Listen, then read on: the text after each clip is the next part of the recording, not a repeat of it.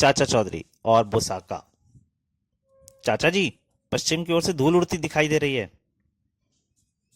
कोई हमसे मिलने आ रहा होगा। चाचा जी, मेरी मदद करो। मेरी बेटी के जीवन का सवाल है।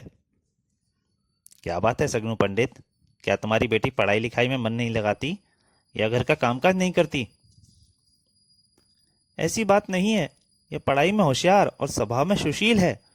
इसने इस वर्ष बीए पास किया है और मैं इसकी शादी रचा रहा हूँ। यह तो बड़ी खुशी की बात है। फिर समस्या क्या है? हमारे घर कोई औलाद नहीं थी। एक दिन जब मैं गंगा स्नान को गया तो देखा कि किनारे एक बच्चा केले के पत्तों पर पड़ा रो रहा है। उसका कोई नहीं था। मैं उसे घर ले आया और हम पति पत्नी ने उस बालिका का नाम किरण रखा। वह हमारे लिए आशा की किरण थी। कुछ दिनों बाद इसकी माँ चल बसी।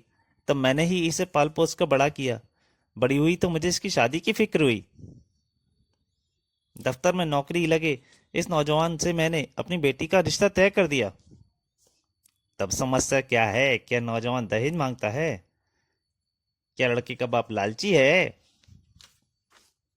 नहीं, लड़का और दूल्हे का बाप दोनों दहेज नहीं चाहते। एक माफिया स्मगलर बोसाका ने धमकी दी है कि अगर मैंने अपनी बेटी की शादी उससे ना की तो वह जबरदस्ती दुल्हन को उठा ले जाएगा। अरे, यह भी कोई भेड़ बकरी है जो उठा ले जाए क्या? सगनू पंडित, तुम्हारी बेटी की शादी उसी से होगी जिसे तुमने और तुम्हारी बेटी ने पसंद किया है। हम तुम्हारे साथ हैं। तुम अपनी बेटी की शादी की तैयारी करो। माफिया स्मगलर बोसाका। उस छछूंदर ने अपनी बेटी मुझे देने से इनकार कर दिया। बोसाका जो जो आता है उसे पाकर ही दम लेता है। जाओ, उस लड़की को उठा लाओ। जो हुकुम सरदार। लड़की का घर ज्यादा दूर नहीं। दाएं भागो डाकू। दुल्हन को छोड़कर सब भाग गए। गोली के सामने कौन आता है? चलो, अगर चिल्लाई तो गोली मार दूंगा। सरदार बुसाका खुश होगा। सरदार, लड़की को हम ले आए। माफी चाहता हूँ किरण। अगर तुम बुसाका के पास अपने आप आ जाती तो हमें तुम्हारे बलपूर्वक तुम्हें उठाकर नहीं लाना पड़ता। पर्दा प्रथा खत्म हो गई है। घूंघट खोलो और अपना चांद से चेहरा बुसाका को देखने दो।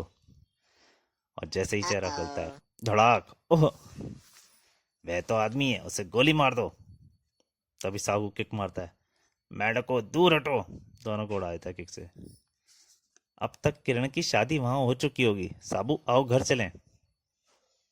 इन दो कुत्तों ने बोसाका के मंसूबों पर पानी फेर दिया। जो मेरे काम में दखल देता है उसके उसकी सजा भुगतनी पड़ती है। अब्दुल, मेरा कुलाड़ा लाओ। लो सरदार।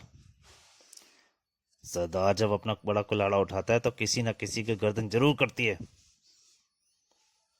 इन दोनों को मैंने उस तरफ जाते देखा था।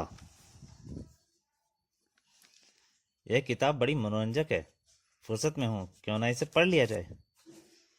उन दो मैंने एक ही है रहा। पहले इसका सर कलम करता हूँ, फिर दूसरे को देखूंगा। और सब के ऊपर कुड़ाल उठा लेता है। लोहे का दरांतेदार चक्र, लगता है किसी मशीन का पुर्जा होगा। हाँ हाँ, इससे कृष्ण के सुदर्शन चक्र की तरह उंगली पर घुमाया जा सकता है। तभी उसकी नजर साबू और बुसाका पर जाती है। ओहो, वहां स्थिति नाजुक लगती है। और चाचा दादी उसे छोड़ देते हैं। खटाक, उससे कुल्हाड़ी कट जाती है और साबू का ध्यान चला जाता है। चूहे, तुम दूसरों को परेशान करने की बजाय बाज नहीं आए तो मैं ऐसी जगह पहुंचाऊंगा जहां दूसरों को परेशान ना कर सको। और साबू उसको फेंक देता, सर्राट। और जाके गिरता है। कहाँ गिरता है? दलदल में। मुझे दलदल से निकालो।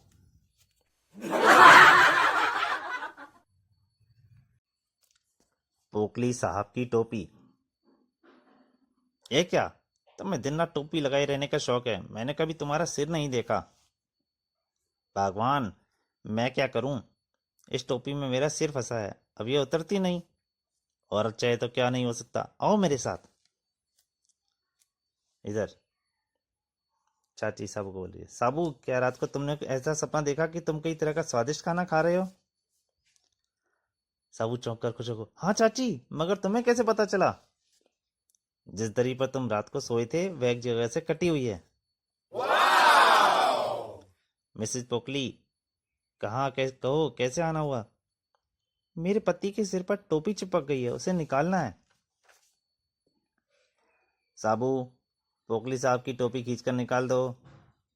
साबू टोपी खींचता है और निकल आई, पर वो टोपी उछलकर धप, मेरा सिर टोपी में फंस गया। तो दोस्तों, ये कॉमिक यहीं तक। अच्छी लगे तो प्लीज़ लाइक कीजिए और हो सके तो ज़्यादा से ज़्यादा शेयर कीजिए, ताकि मैं और अच्छी कॉमिक बनाने के लिए प्रेरित हो सकूँ। धन्यवाद।